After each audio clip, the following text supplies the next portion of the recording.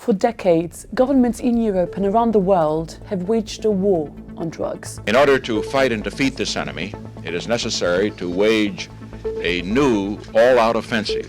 With one exception. 24 years ago, one country decided to decriminalize drugs, all of them, by treating drug users not like criminals, but patients. Here's how Portugal quit the war on drugs.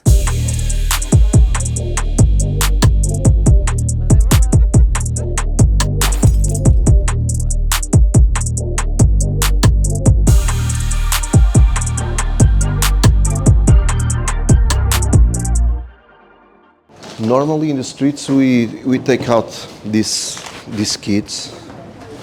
This is an injection kit. After the change of law, there's a lot of helping happening in the streets, like outreach teams, and you can feel it's more secure because you're not a criminal anymore.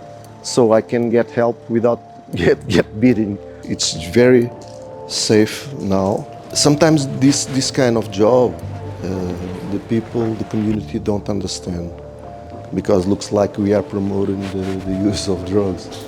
The Portuguese law of 2001 rests on the idea that eradicating all drugs is an impossible goal.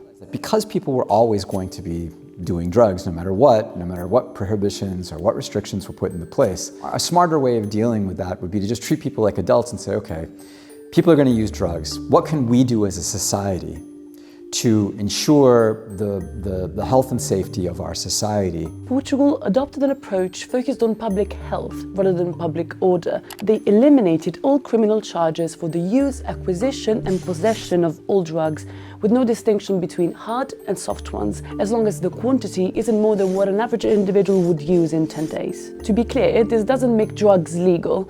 Being found with them is similar to being caught driving without the seatbelt on. It's illegal, but it's not a criminal offense.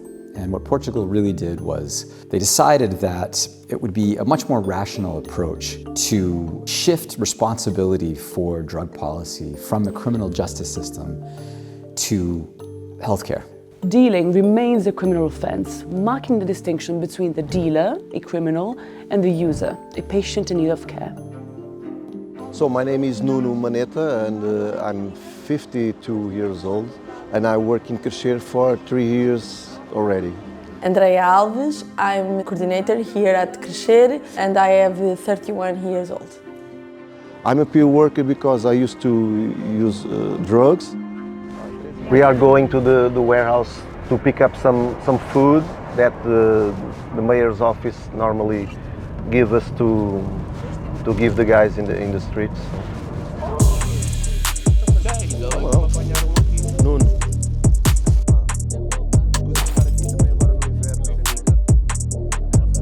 E em termos de cabecinha, não ficas tão sozinho aqui na rua. Eu sei que eles são bons camaradas.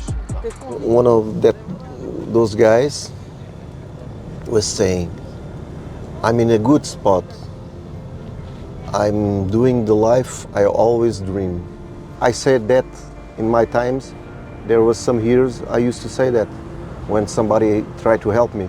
I was fooling myself, but it was because I didn't realize that there's more in life, there's more good opportunities than the ones I ever know. When the opportunity came and I started dreaming, everything changed.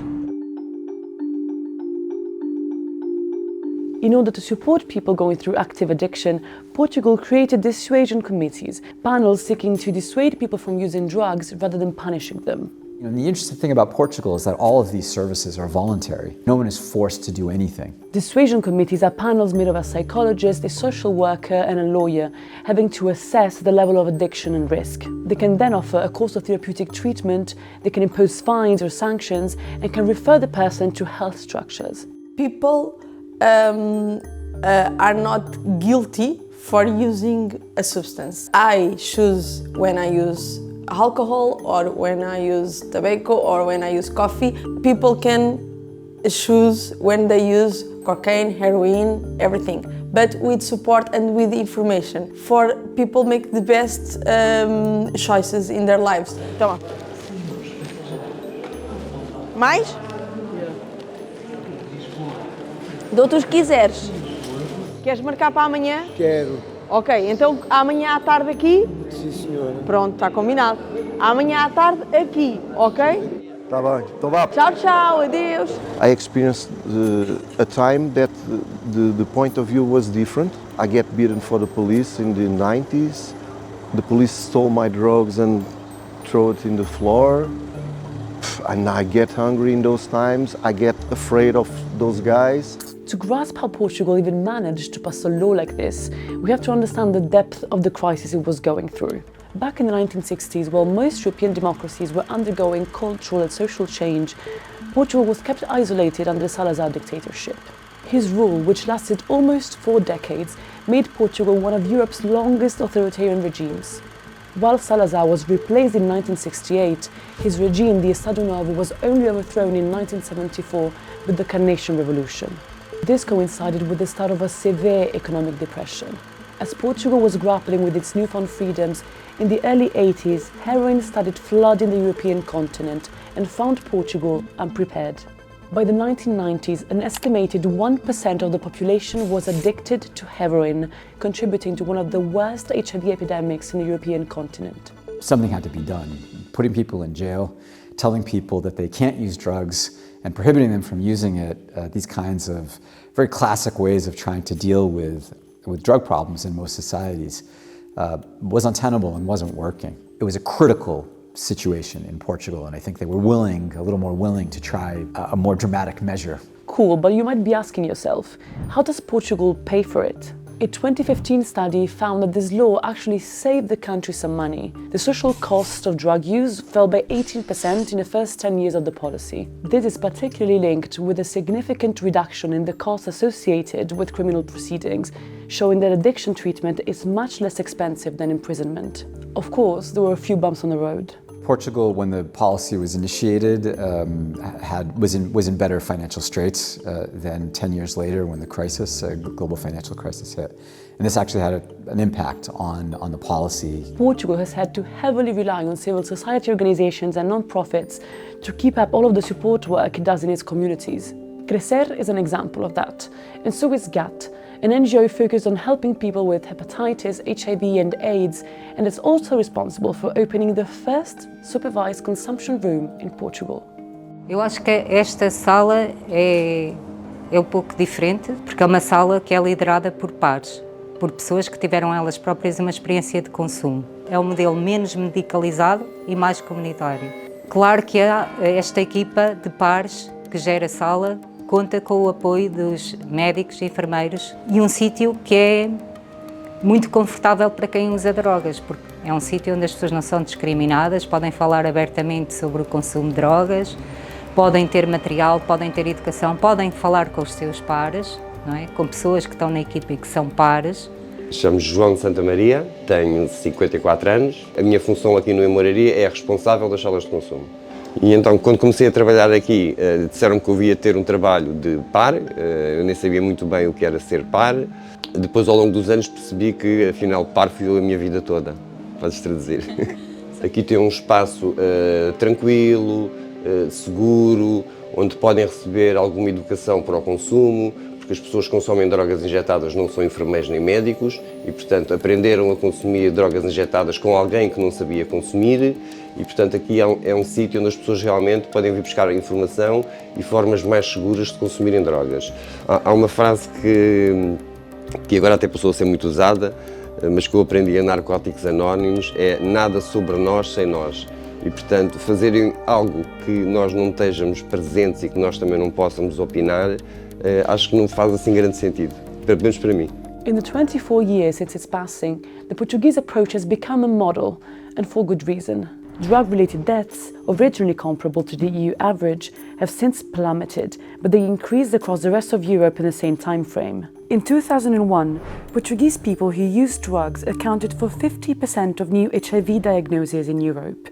By 2019, this number had decreased to 1.68%. This also had an effect on the country's prison population. The percentage of sentences for drug addiction went from 40 to 15% in less than 2 decades. Se a pessoa estiver a viver na rua, não tiver apoio e for muito discriminada pela sociedade, o seu uso de drogas vai se tornar bastante mais arriscado. Mas se a pessoa tiver o uso de drogas integrado na sua vida, se conseguir falar sobre isso sem ser discriminada ou julgada, nós pensamos que dessa maneira a pessoa vai ter muito menor risco. So why isn't the world copying them? In the American state of Oregon, for example, legislators looked at Portugal and passed a law in 2020 decriminalizing all drugs and allocating millions of dollars for harm reduction. The experiment was shut down in 2024 after Oregon recorded a 1,500% increase in overdose deaths since the beginning of the policy, the steepest increase ever recorded in the state. Some of the increases that we saw in drug use in Oregon that were really about COVID, and also a recent study came out pointing out that fentanyl swept across the US and swept across Oregon right as this policy went into effect. Statistically, this was much more related to to fentanyl than it was to the drug policy taking place. In Europe, the Czech Republic and the Netherlands have implemented decriminalization to a certain degree. But to this day, Portugal remains the only country in the world to have decriminalized all drugs. I think that the reason that maybe more countries have not adopted whole-scale changes the way that Portugal has is a political decision. There's a difference between a solution to a problem that has political success versus a solution to a problem that has demonstrable positive healthcare outcomes. Sem dúvida que a criminalização não ajuda ninguém. Não ajuda as pessoas que consomem e eu acho que também não ajuda a sociedade como um todo. I lost a decade in drugs. It will be a process until the rest of life. Because now I know that life is like this. You cannot stop, never. You just search for the next target and search for the next song.